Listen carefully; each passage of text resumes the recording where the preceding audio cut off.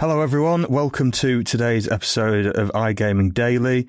I'm Ted Orme-Clay, editor of SBC News, and I'm joined by my SBC News colleague Victor, our senior journalist, and the editor of iGaming Expert Joe Streeter. We're going to have a bit of a fly around the globe today and analyse some of the latest goings on in the international iGaming and betting industry.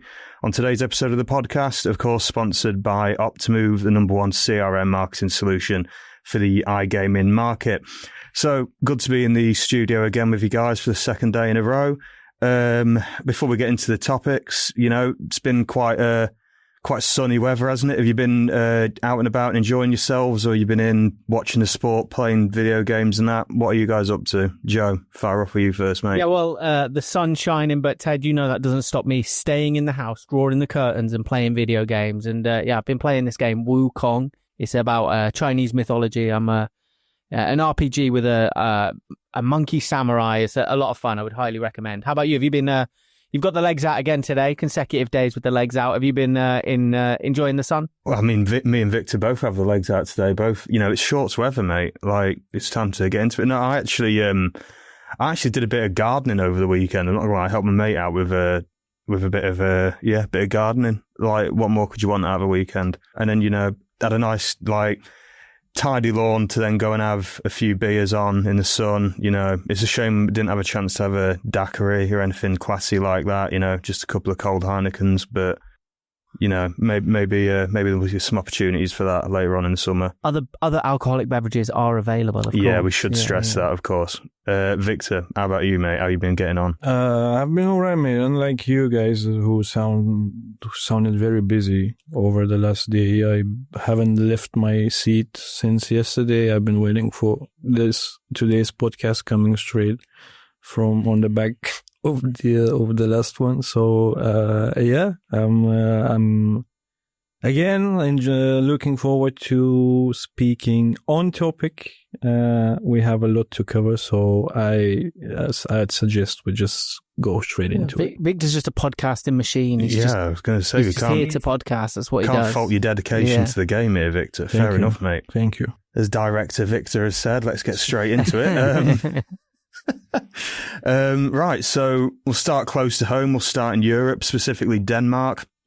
We've seen some numbers and stats come out of the country lately about the makeup and dynamics of its market. What can you guys tell me and the listeners about that? Yeah, Ted, some really, really interesting numbers from Denmark. As you say, largely fueled by the growth of online casino revenue for March 2025. The sector continued to just lead the market, the online casino sector, a 6.5% increase for that sector. And yeah, really just compiling a really strong period for Danish gambling numbers released by the governing body, the regulatory body in Denmark. Ted, I'm going to let you try and pronounce the name of the regulatory body, if that's okay. I'm not going to try and do this. I'm sorry. I will insult the entire nation of Denmark if I try and do it. Teased us with it. You got close. But yeah, reported by the regulatory body, but the regulated market continues to grow in Denmark. Total gambling expenditure in 2024 reached 11 billion, 1.26 billion in GB pounds, a 5.6% increase in the previous year. As I say, fueled in quite a decent way by online casino spend. And Denmark's channelization rate measured the share of gambling activity attracted via licensed operators also increased to 91.5% in 2024. That was up 0.7% from 2023. So, yeah, a really strong period for Denmark, and it means the country now ranks 5th globally in terms of regulated online gambling market share. Yeah, I mean, there's a lot of the stats we see out of the Nordics very interesting, because I think it really shows how high value these markets are, despite, having a much comparatively lower population than like the UK, France, Germany, and so on. I think that, I look at these a lot when I look at the developments going on in Finland, where it looks like they're going to launch a multi-license market in the next year or two. And I think that explains why so many people are quite hyped about Finland. When you look at the stats from its neighbouring countries, like that could be set to be quite a valuable market as well. Yeah, and other countries, other markets kind of in Europe should certainly be looking at the Nordics and what they do right when it comes to kind of tackling the black market and just ensuring the black market isn't given the ability to thrive, because, yeah, they do really enable the regulated market to grow. Yeah, they're quite proactive in that regard, aren't they? Certainly lately, there's been a lot of reports coming out of Denmark, Sweden, Norway, and so on, looking at that aspect of things. Have you ever been to the Nordics, Ted? I've not. No, I'd really like to though. I'd really like to visit the capital cities. But yeah, never had the opportunity. So that's the Copenhagen, Stockholm, and yeah, I've never been either, but. They certainly seem very great places to visit, so yeah. Yeah, hopefully we'll get the chance one day. But unfortunately, we're going to have to stick to the UK for now, both like geographically and as a topic of conversation. Although this development is actually quite interesting. This is something we've covered on both SBC News and iGaming Expert. We're seeing there's a lot of change going on in the UK right now, but there's quite a significant speculative one at the government level. What can you guys tell us about that? Well, we saw a story from the Sunday Times, I think it was, where they alleged that Sir Keir Starmer might be considering putting the DCMS under the cutting board. DCMS, as everybody knows, or most of our listeners know, deals with the implementation of the gambling review, which is already quite into what it's supposed to be doing. So reports have risen from media outlets, specifically the Sunday Times, where they say that Keir Starmer might be considering putting the DCMS on the cutting board. As we know, DCMS deals with the implementation of the gambling review. So it will be very interesting to see if these rumours come to fruition, and if yes, what would happen to the DCMS? Like I said, one of its current main responsibilities is putting the gambling review in order. There are some key figures that are part of the DCMS, like Stephanie Peacock, Baroness Twycross. So it would be really interesting to see what would happen if these reports come to fruition. Yeah, so they are we should stress that they are just reports at the moment, that's being considered, but that would be such a significant change for the governance of UK gambling, right, Ted? Yeah, I mean, that would be huge because, like, as Victor has said, DCMS has, for quite a considerable amount of time, had the political oversight over gambling, the government's oversight of the industry. Primarily, I'd imagine, because of its relationship to sports, falling under that purview, that remit. Yeah, the question would arise that if Starmer was to decide, right, I'm going to get rid of DCMS, which from what we understand, as we said, it's only speculation at the moment, that would be part of his kind of like strategy of making the government more efficient and sort of cost cutting and things like that, which we've seen in some other areas of regulation. If he was to do that, which department would have this? You know, this relates, like Victor said, a lot to what we talked about in yesterday's podcast with some of the MPs urging more action from the Department of Health and Social Care. Like, would that department take more of a greater role because of this framing of gambling as a public health issue rather than what was like sporting and cultural and business issue, or would it fall under the Department of Business, for example, which obviously, because of its role as quite a significant UK economic segment, again, this is all, like we said, this is all speculation, but it is very interesting to kind of ponder as to where a development like that could lead. I think what the speculation does, even if it is just speculation, is it takes us away from this path of clarity that we were on. We really felt like we had some clarity, and we kind of shifted from that a little bit, which is not great. Yeah, definitely. Yeah, and who knows what would happen if the DCMS gets dissolved. It could lead to faster workaround times, because currently, besides the gambling review, the DCMS is in the process of shaping up the football governance bill, finalizing the Media Act 2024, drafting a new copyright property bill to tackle AI related infringement. So it could bring faster workaround times in terms of the gambling sector, but it could also lead to a convoluted fragmentation, which we definitely don't need at the moment. Yeah, and the football bill as well, like, it'll be interesting to see the consequences on the football bill. Obviously, that's a massive, quite a landmark, a watershed moment for the country's national sport. So yeah, that's a really interesting one. And speaking of the DCMS, we saw some changes today brought forward by them. Secondary legislation to change land-based casino regulatory framework in the UK. That was drafted by the DCMS. And these changes and recommendations, it should be noted, are separate from the white paper review. So these are their own entity. And at the centre of the drafted regulations is the proposal to establish limits on the number of gaming machines converted casino premises can have per square metre. So some really interesting findings in there, Ted. Yeah, I'm glad you raised that, Joe, because I think, like you say, that really shows the significance DCMS has for the sector in terms of what we talked about, like implementing the recommendations of the white paper, and just coming up with general rules, regulations, governance for the sector, really setting the policy direction for that. And yeah, and if in the event this department was to go, it'd be very interesting to see where that mantle will be taken up. I think it's time for us to take a quick ad break, and then we'll be back to talk about some news from some other geographies a bit more further afield. Welcome back to today's episode of iGaming Daily. We've just had quite a comprehensive breakdown of things going on in Europe with Denmark and the UK. And now we're going to head several thousand miles away to Thailand. Joe, you and the iGaming expert team have been covering a lot of news coming out of Thailand about the casino legislation going on there. Could you give us a bit of a breakdown of this? Let our listeners know what's been going on. Yeah, like you say, Ted, we've been covering Thailand quite a lot. It's really one of those stories that just keeps on giving and giving and giving, because it's not straightforward. There's a lot of moving parts. The bill is changing, and there's some very interesting characters in it too, in terms of opposition groups, in terms of even geopolitics in Asia. So it's a really interesting story. We've provided numerous updates on the iGaming Daily too. But the latest development comes kind of as a result of friction around the bill. It felt like it was pushing forward, but there's a little bit of friction around the bill.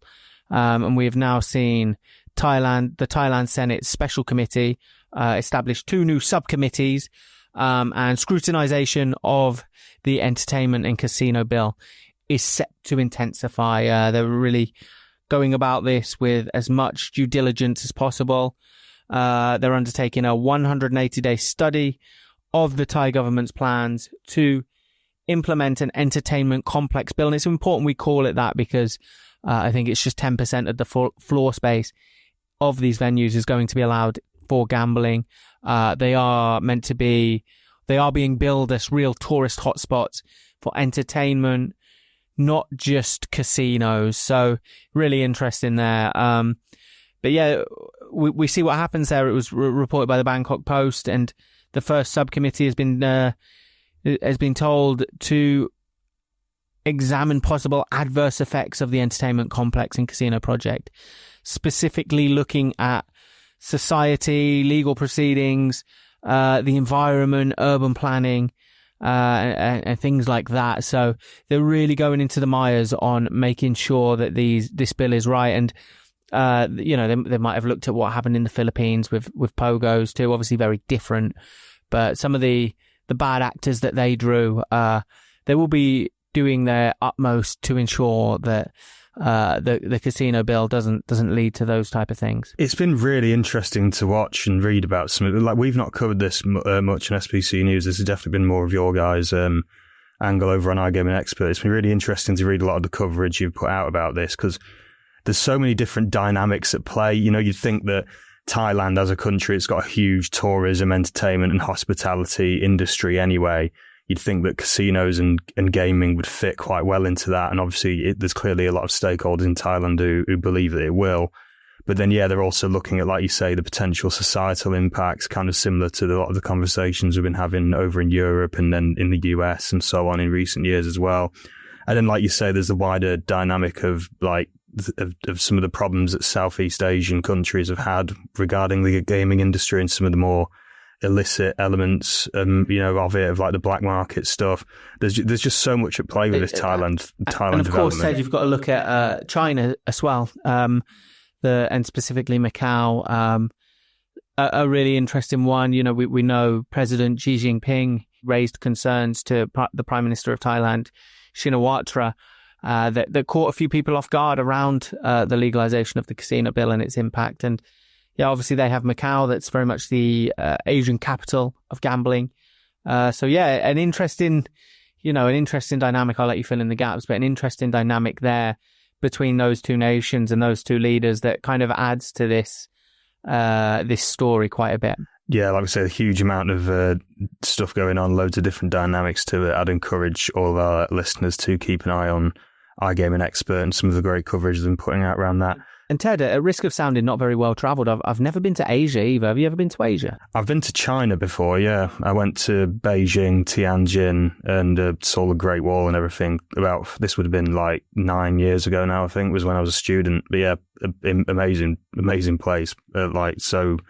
So vastly different to Europe and like the UK and everything. But yeah. I mean, I've not had the chance to travel around the rest of Asia, but I'd really love to. I'd really like so many fascinating countries and cultures. It's just a completely different culture, right? And yeah, I agree. And the Great Wall, I can't believe you've been to the Great Wall. Yeah, this was a video phenomenal podcast. Would insert the picture of a touristy Ted at the Great Wall. Yeah, 19-year-old me. Wow. Pre-beard and everything, mate. Better hair as well. But anyway, right, I think we're starting to run out of time, but we've got one more development and one more continent to discuss here.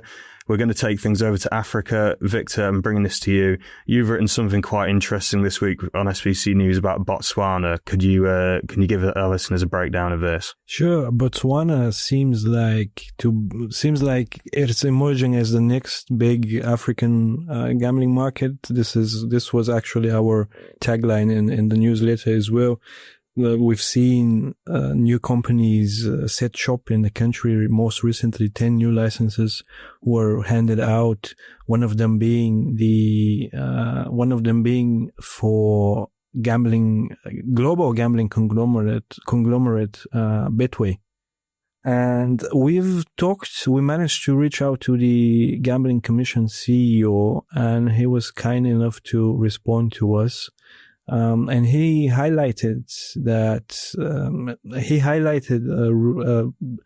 a real interest in making this market a global destination for international shareholders within the gambling industry. So it's going to be really interesting to see how it develops, because like I said, just over the last few days, 10 licenses have already been handed out. Yeah, it's an interesting one, Victor, because there's real value there for a market if you can become the kind of passport to Africa, and you can become the region to go to get a foot into the rest of the region, because Africa as a whole, obviously it's fragmented, but there's so much value there for operators. It certainly holds huge potential to become a big playing field for the international gambling market. And to our listeners, if you want to hear more about Africa specifically and the Middle East and the gambling developments there, SPC is holding a digital day on the 28th and the 29th of May. So I urge everybody interested in these regions specifically to tap in and listen to our great panel of experts to kind of get an idea where these markets are going. The agendas for both of those events are shaping up to be fantastic, Victor, for sure. And obviously one of the biggest markets in Africa is the South African market. And we've seen a few changes there too.